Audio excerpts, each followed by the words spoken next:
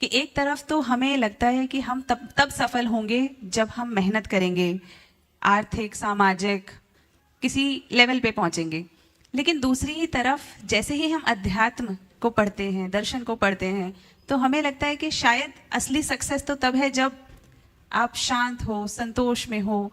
तो ये दोनों ही जो सक्सेस हैं, दोनों ही सक्सेस हैं, लेकिन कंफ्यूजन हो जाता है। कभी लगता है पैशन से काम करें, कभी लगता है सब छोड़ना चाहिए, अध्यात्म के रास्ते पे चलना चाहिए, फिर लगता है लेकिन अध्यात्म का रास्ता शायद बाद में आना चाहिए, पहले कुछ अचीव करना चाहिए। तो इसका क्या समाधान निकालें? बहुत अच्छी बात आपने कि इसकी सबसे बड़ी वजह है कि हमने सक्सेस की परिभाषा ही गलत गढ़ी। शुरू से लोगों के दिमाग में एक ही बात बताया, सक्सेस क्या है? पैसा, पावर, पोस्ट पा लेना ही सक्सेस है। नहीं, ये बहुत भ्रमपूर्ण धारणा है। शायद आप लोग पढ़ाते भी होंगे कि किसी निर्धारित लक्ष्य को प्राप्त कर लेने का नाम सफलता है। शायद ऐसी व्याख्या कुछ की जाती है।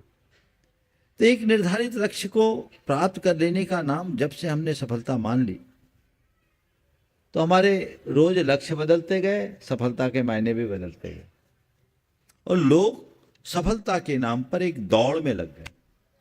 दौड़ और होड़ जीवन में कभी समाधान नहीं देती। इससे कथित रूप पर सफलता भले, कथित रूप में सफलता भले हाथ लग गई, पर प्रसन्नता हाथ से खो गई। तो मैं कहता हूं सफलता के अर्थ की समीक्षा होनी चाहिए। किसी निर्धारित लक्ष्य को प्राप्त कर लेने का नाम सफलता मानने की जगह अपने अंदर स्थायी प्रसन्नता को कायम रखने की क्षमता अर्जित करना ही सफलता मानना चाहिए।